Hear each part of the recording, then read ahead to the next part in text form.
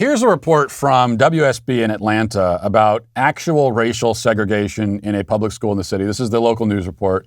It's a little bit long. It's a couple minutes, but I think it's worth watching. Also, when we play long clips, it gives me a chance to drink coffee. That's the real reason we do this. But let's watch this. Go ahead. We've lost sleep trying to figure out, why would a person do this?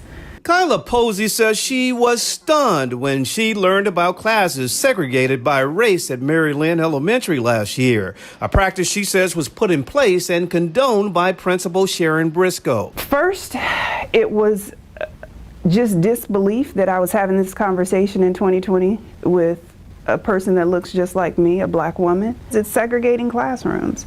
You cannot segregate classrooms.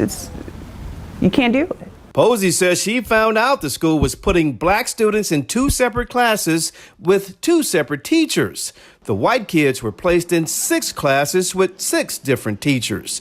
The parent says she found this out when she let Briscoe know she wanted her child placed in the classroom of a teacher she thought would be a good fit.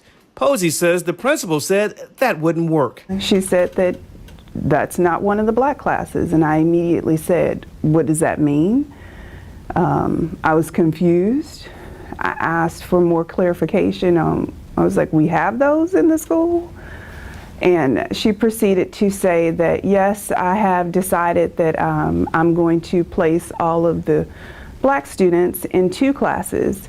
Posey says she insisted her child be placed in a class with white students. She says Briscoe explained her child would be isolated. And I explained to her she shouldn't be isolated or punished because I'm unwilling to go along with your illegal and unethical practice. The Poseys recorded a call with an assistant principal where they complained about the segregated classes. The administrator confirmed it was the principal's decision and seemed to offer an explanation why the classes were set up this way. We have more black kids too, and then some of them are in a class because of the services that they need.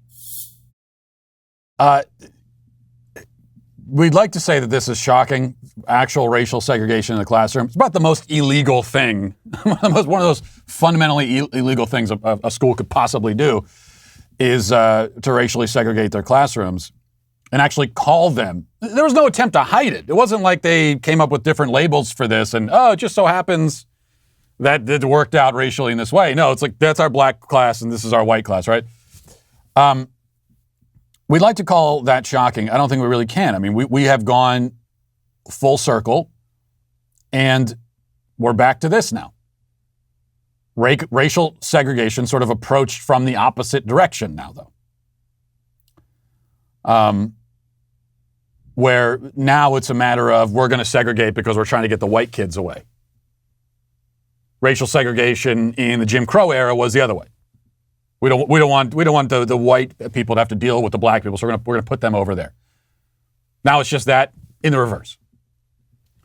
And I say reverse, which isn't to say that it's reverse racism, because of course there's only one kind of racism. If you're a person and you think that people of another race are inferior, then that makes you a racist no matter what race you are.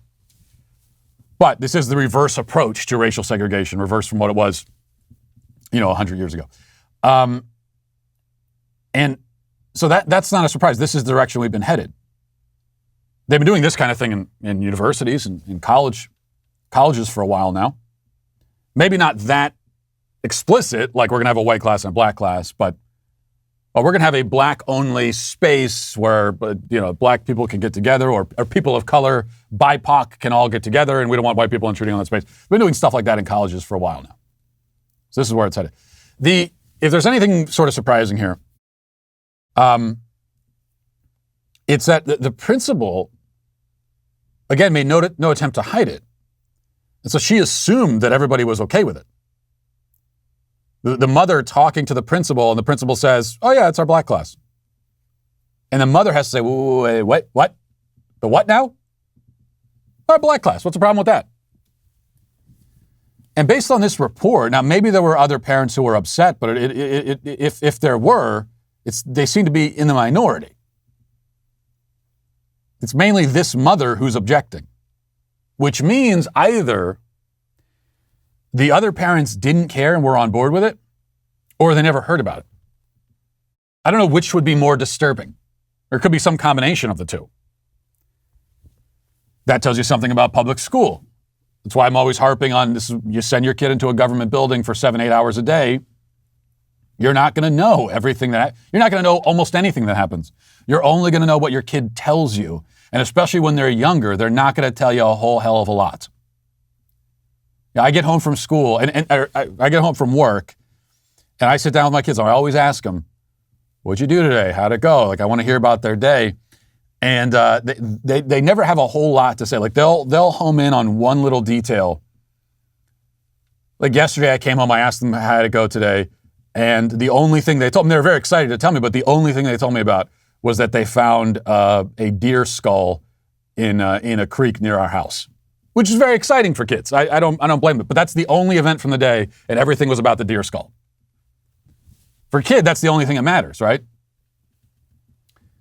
So when I hear from parents and they say, "Oh, it's all, as long as you're in a conversation with your kids and you have an open line of dialogue, you don't have to worry about it because they're going to tell you what's going on." And no, they're not. When they're very young, they're not going to.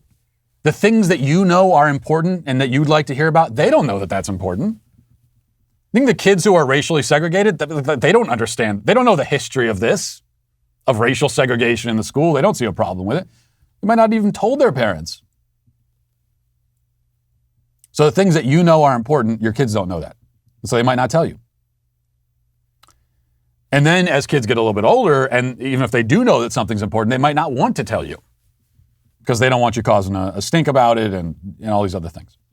And also they're being conditioned by the school to think that these things are okay. So you can't rely on that. Another argument it's an argument for homeschooling as always, also an argument for cameras in the classroom. So that you could actually see that happening when they segregate the classrooms by race. As we come full circle back to racial segregation.